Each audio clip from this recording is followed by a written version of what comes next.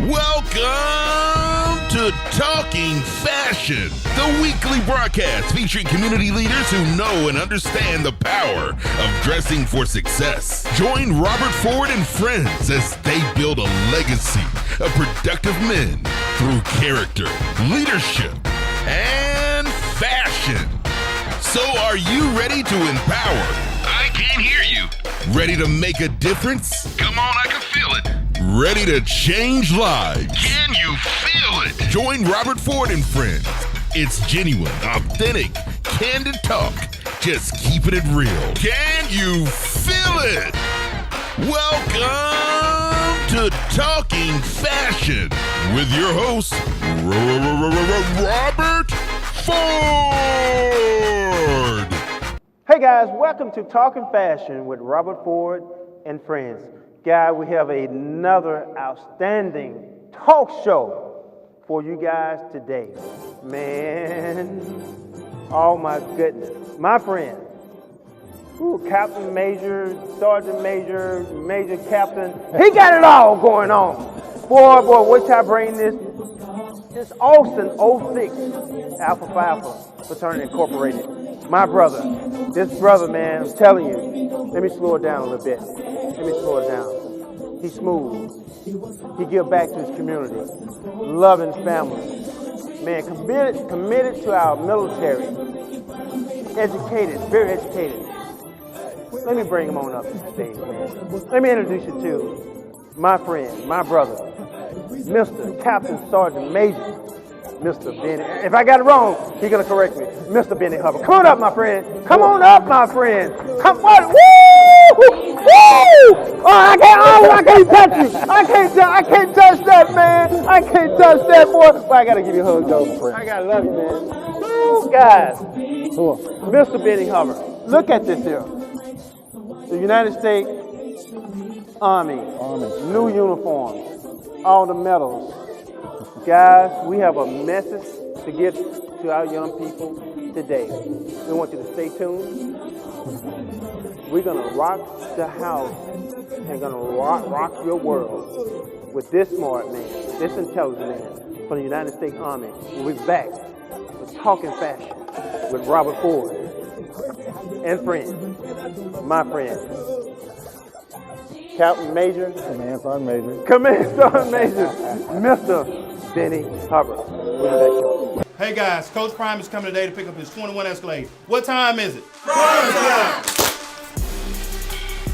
I gotta go, he's gonna be here soon. Whew.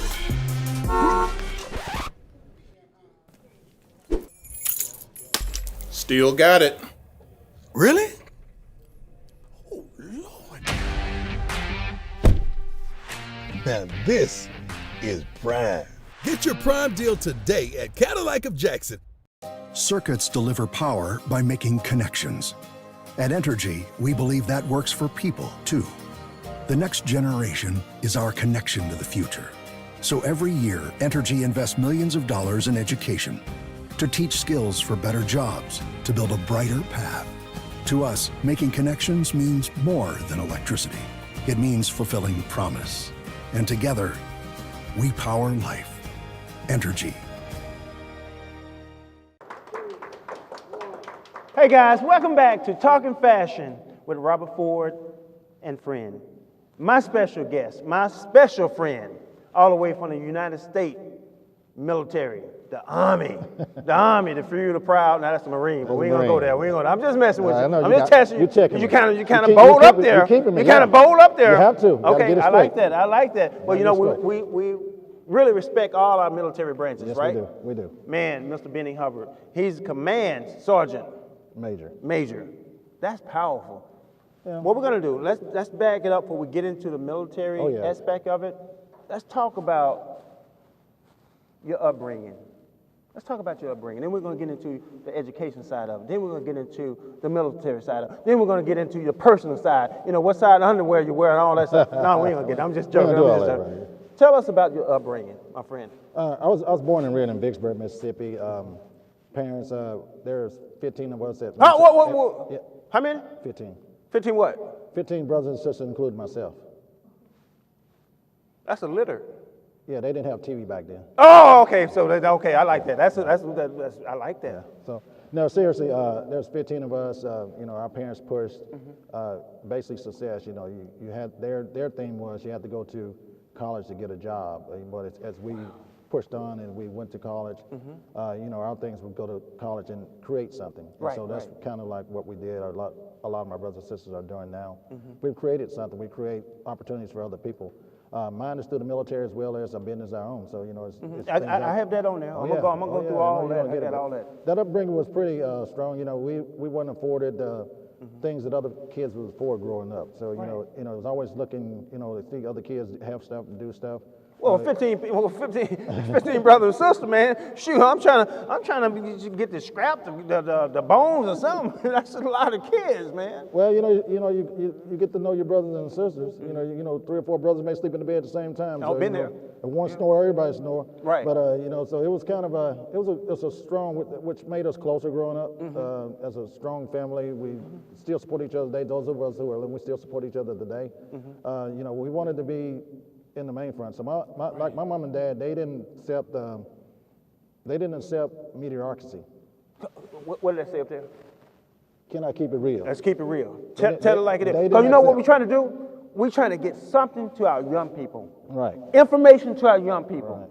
Right. You know, we talked about on a couple other shows before you came on, you know, about, you know, I love old school. But can we go back old school in our walk and our belief and where we was brought up? Can we go back to there that way instead of music? Right. Well, so saying what you're saying, that's a mouthful because we got, for one thing, we got parents in households who need to keep it real. They need to keep it real. Parents in households who need to keep it real. My parents didn't accept mediocrity. You know, we couldn't bring home D's and F's. Say that one more time. We could not bring home D's and F's. Come on. Couldn't do it. Not just that, but what? That mediocrity, you know, they didn't accept that mediocrity. Come on. That's a powerful word there. Yeah, so, you know, otherwise they were grooming us for success. We didn't know at the time. We thought they were mean. Boy, you're bad. That's, you know, you got all these medals on. Well, they were grooming you for what? Success. We didn't know that, but as a child. Somebody better put my seatbelt on. Put it on. Put a seatbelt on. Come on. Hold come on. on. Come on. Hold on. Come on. Come on. The thing is, with parents like that, you know, they took responsibility for their children. Yes. Yes. And, you know, in today's society, I see sometimes they're not taking responsibility for their children. Wow. We look at the news every night. Every time I see something negative, I see, hey, you know, somebody didn't take responsibility for that child to lead that child in the right way. That child made it up on his own or something. So who should we blame? I blame parents, myself. Somebody give me a mic. I need to drop the mic right there.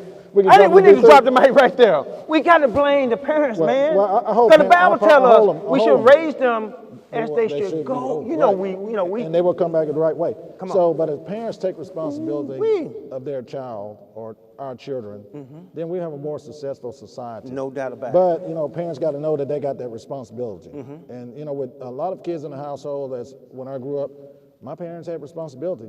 They didn't just let us run wild and do crazy things or do all that other stuff. Oh, we had 5. We had 5 of them. You know, it was 5. 4 boys and 1 girl. Mess up at my man. It was real. It was. My mom got a broomstick. She got a bike tire. She got extension cord. That's why I hired all the extension cord now. Okay, go ahead. You don't want to mess up. But it's called discipline. It's called discipline. Right. Understanding discipline is, you know, being military, I understand discipline. I know you do, boy. But, you know, if a household grow the children the right way of raising, and not just military now, 06. Yeah, 06, that's all 06, discipline. baby. It's all discipline. That's all discipline. You know, the mission statement, that's you got to follow the guidelines. It's all in there. Yes, sir. So we got to kind of understand that, understand why we do things, and have a purpose in doing things, and making sure that, you know, not only me, but my household has that same purpose. Right. Marrying the person that has the same values and goals that you do. Raising children. Wait a minute, hold up. Go back to that, doing what? Marrying the person that has the same goals and values. Because that's the key. Because if you're pulling apart, you know, I'm about to go crazy up here, but you know, I got judge and audience. I can't act too crazy. Don't act too crazy. You know, I can't act too crazy, but you said a mouthful right there. Yeah. You know, that's a relationship. When you're together on one accord, you know, equally yoked, You can make some things. Well, you can make some things happen. you know, your engine in your car, you got a fan belt that turns the fan belt to keep it cool. Come on, teach us. You got an engine that has the oil. All that has to work together for your car to go. One thing messes up, that check engine light come on, something go wrong, your car won't go. So your house is like that. You got to have that everything working together, especially when you introduce unity in that house, especially when you introduce children in that household. Wow. Because it makes a big difference to those children as they see what their parents do, because children emulates us. And when they emulate the things that we do, we either repeat a cycle or we break a cycle that we didn't want and we teach them different, or it just, you know, they just go wild and do what they want to do. Wow. Hey, stay with me on this here. Mr. Larry, he's our executive producer. Let's, on Unity, let's say, Mr. Larry, can we have an hour? 1, 2, 3. Mr. Larry, can we have an hour? That's a no. Okay. Hey, we're going to take a quick commercial break. Hey, guys, stay tuned. We're talking fashion with Robert Ford and friend, and my friend, Mr. Benny Hubbard. We're back shortly. Blue Cross and Blue Shield of Mississippi partners with our communities to promote living healthy. With the compassion of the cross and the security of the shield, we're empowering you to take control of your personal wellness journey and to find the joy of being active at every age, and helping you build proud, healthy communities with a heart of hospitality, because it's about you, your health, your life. Blue Cross and Blue Shield of Mississippi. It's good to be blue.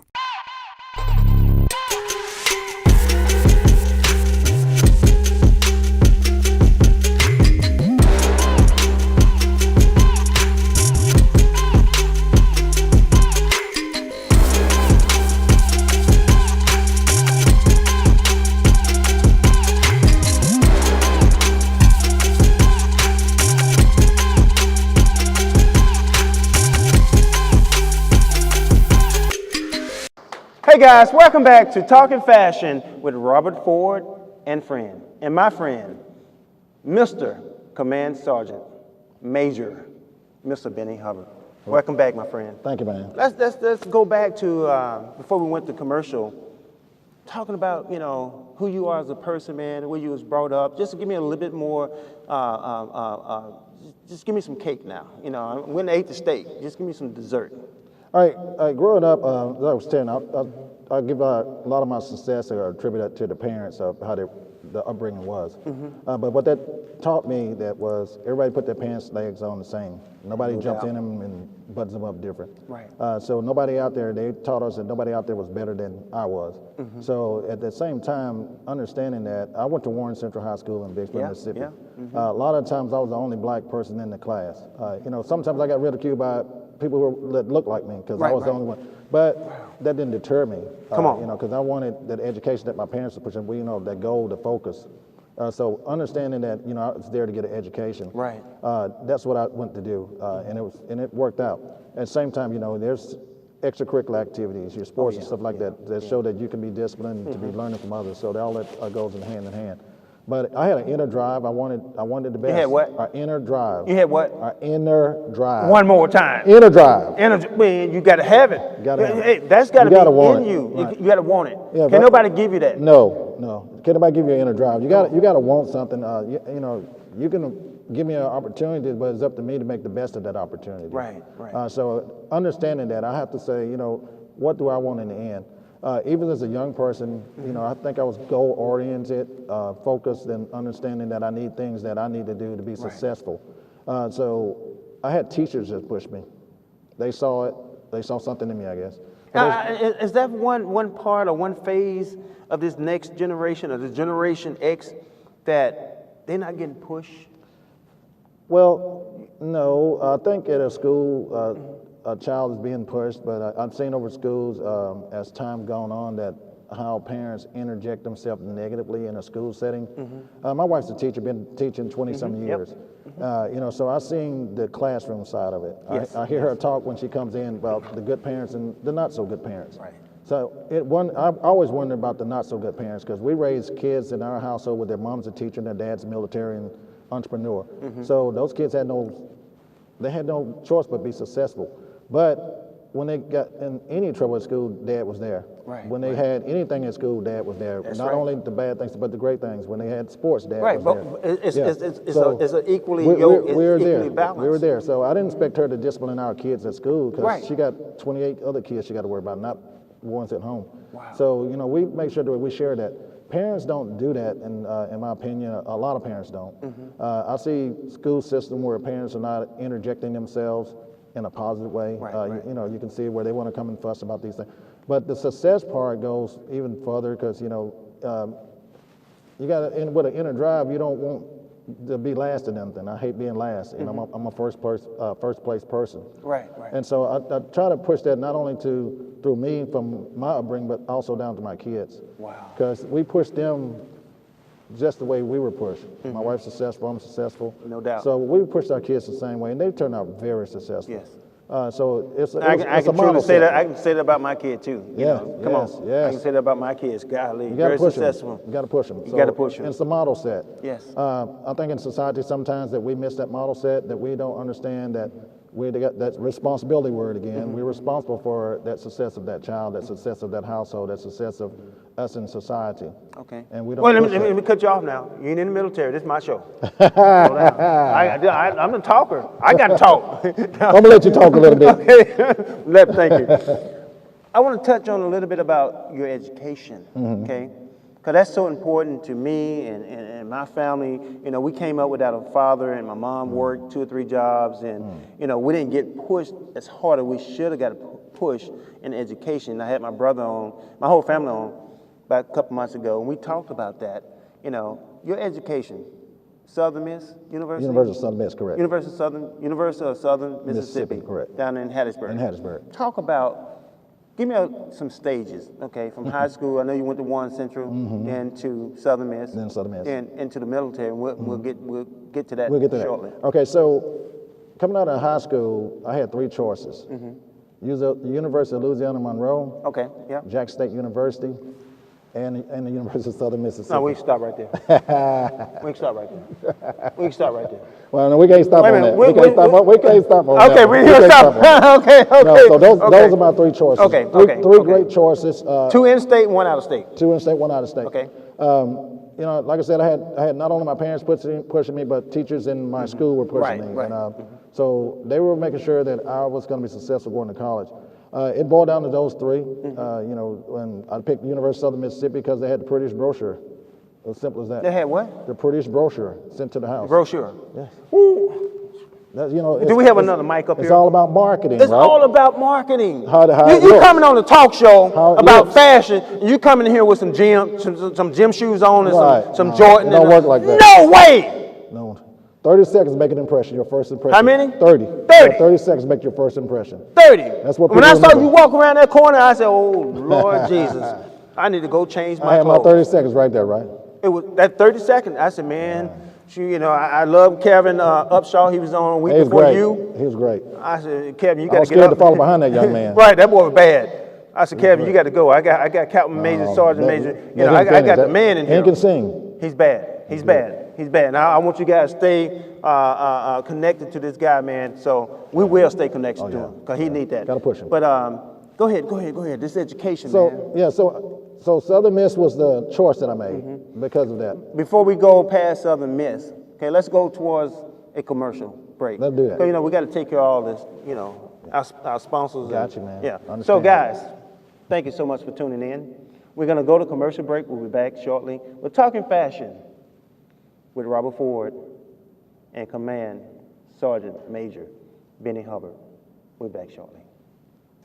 It's a connection to the world. A great starting point leading up to your final destination. A place where you'll see familiar faces, artists traveling, leaping even to different places. Because there are flight connections, then there are human connections. Those you can't buy a ticket for. You just have to be present. No matter where you go, you have something, some memory, some experience to hold on to. And before you explore it, you can get one more dose of vitality, hospitality, and congeniality, all at the Jackson Medgar Wiley Evers International Airport. Your pit stop for pleasant encounters. Your connection to the world. Guys, welcome back to Talking Fashion with Robert Ford and friends, and my friend, Command Sergeant Major, Mr. I got to put that in because I respect this man, Mr. Benny Hubbard. Thank you, Rob. Welcome back, brother. Thank you. Southern Miss. Brett Farr, I know he played football down there, and some other famous. Willis came out there, linebacker. I don't know. I don't know Willis. But what does Southern Miss do for you? Just that atmosphere. I'm talking about you didn't go to a historical black college or university. You know, you went to a traditional university. Right. Okay, what's the difference? And even though you didn't go to a black, none to me. None. You know, I'm there for education, not for status of whether I'm black or white or whatever. Wait a minute. Say that again. That camera right there. I say I'm there for education, not for status. So that's why I picked Southern Miss. I think they gave me the greatest opportunity to succeed what I want to succeed in. College is different than high school, which is different than your upbringing. So the more education you get, the better prepared you are for life in society. And if you understand that, you would seek that education because the more, just like the commercial said, the more you know. Right. So if you think about that, Southern Miss offered that opportunity to me. Southern Miss offered that opportunity for me to get the education I want to try to better my life. My parents drove us to college to get an education, get a job, because they knew they grew up in the sharecropper days. Right. So they wanted us to do way better. They didn't want us to be sharecroppers. Exactly. They wanted us to get a great job, but not be a sharecropper. When I got to Southern Miss, though, I learned I'm there getting the education to be the employer, not the employee. Exactly. What was your major? I was a history major. I thought I was going to be a teacher one day, but I married one, so I got that check block. Right. But the thing is, what I learned was how to better distance myself to be more vibrant in society, how to think different, how to think on a different level, how to solve problems, because that's all college does, teach you how to solve problems and those things. But it teaches you how to do it on a different level. And one of the greatest things I did was join our fraternity, Alpha Phi Alpha, because like I said, I'm a first person. That was the first historically black fraternity, so that was part of me. 1906. 1906, brother. Yeah. Ithaca, New York. That's it. Yeah. So that was. Anything more? You want me to tell you something else? No, you know it all. Yeah. I got the book. But getting to. I got our Bible. We call it. So the thing is, it gave me opportunities. It gave me opportunity on a big stage. Same focus. I can compare myself, but also challenge myself to be better than anybody. I don't care who they are. Wait a minute. Say that. Come on, say that right there, please. To our young people. I challenge myself to be better than anybody. Not that I'm better than anybody, but I challenge myself to perform better than anybody. So that's what I did. Same thing at Southern Miss. You mentioned Brett Favre. Brett Favre was in school down there. We had a great team rocking, great football team. So you always follow your football team. But those are leaders, but everybody see those leaders. But what they don't see in the underlining is there are thousands of other students there that's going to be leaders in our society. Wow. That's why we're sending them to college. And I believe in that education. I believe education is the key. You're dressed for success. I saw this when it's from the ground up when you started this. And so I got to speak on dress for success, even though we get to other things. But dress for success, I always say you got 30 seconds to make an impression. And people look at you, they judge you, they form a thought about you. Yeah. And if you're not, look at the military. We are the best dressed military in the world. Other soldiers around other countries, I've been in foreign wars in foreign countries, they want to emulate us. Since you jumped right into the military, let's jump right into the military.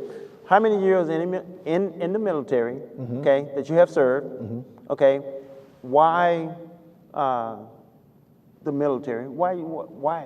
Them two questions first. Sure. So 37 and a half years in the military. How many? This is my 37 and a half year. And what is your ranking? I'm a command sergeant major, E9, and a division command sergeant major. We have 15,000 troops. And that's the highest you can go at this E is how level. I go, right? I'm at a 2-star level, as they say. So I'm a division CS. How many stars? 2-star. My generals are 2-star that work alongside of me. Like I said, we have 15,000 engineers east of the Mississippi River. So that's very important. Why I joined the military? Basically, it was. We didn't come from a big military family. I had two brothers that were in the military, and all that. I actually joined the military to pay for college. Yeah. And that was one of the things. A young man that was a lieutenant at the time was taking me back home. He was my ride home when I was a freshman. And he asked me and said, hey, just come look at the unit. And I basically looked at it and joined. But what I learned over that time. I'm going to ask you, what did you actually receive? You know, what did the military do for you that you held on for life, that you're still using to this day? Well, military teaches that discipline. I thought I had discipline until I joined the military, but I learned a whole lot more. Get on! Give me 20 push-ups! Yeah, I had to learn to listen to others, but you know, I always listened to my parents anyway, so it wasn't hard for me to adjust to that. But not only the physical aspects of it, but the mental aspects of it. The military challenges you mentally and physically. Right. We have to be prepared to, you know, go to war. Yeah. We got to be the best there is.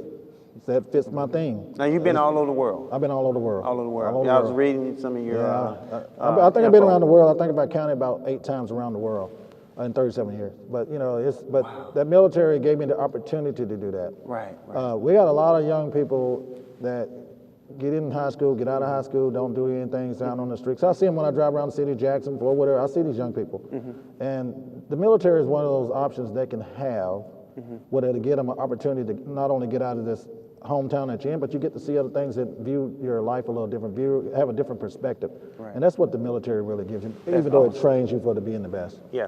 You know, before, cause I know they're going to cut us off, let's talk about some of your badges, I don't know what you call it, awards. My awards, yeah. Okay, give me a little bit about that. Then I want you to share, I want to ask a question, and I'm going to ask it now. What would you tell a young black kid, okay, in the city of Jackson about going into the military? All right, sure. I'm just going to point. This is what we call our award chest. Basically, the biggest. And that ring, you got a ring on too, right? Well, this is my family crest. Okay. I acquired this when I was in Iraq. Okay. But this is the main one. I would really want to hit the highest award. I have a Bronze Star for meritorious service while in a war zone. 3rd highest award in the military. So this is one of the things I have. Of course, I'm expert on my pistol. Got to be expert. That's why I love you, man. I love you, brother. Frat, I love you. Oh man, I love you too, brother.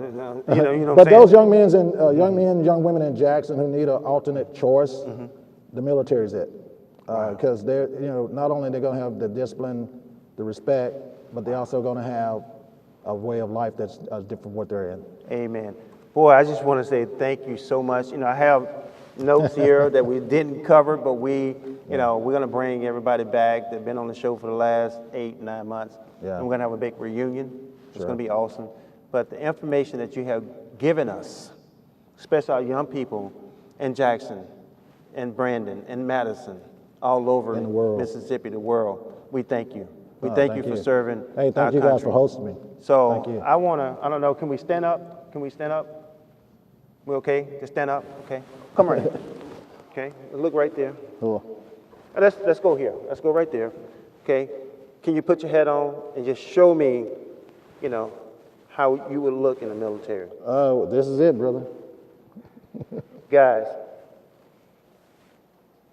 if you don't believe in fashion, take a good look. Take a good look.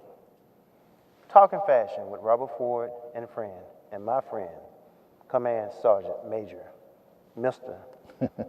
Benny Hubbard. We love you guys. Stay tuned. We're coming back big and better. Yeah. Be blessed.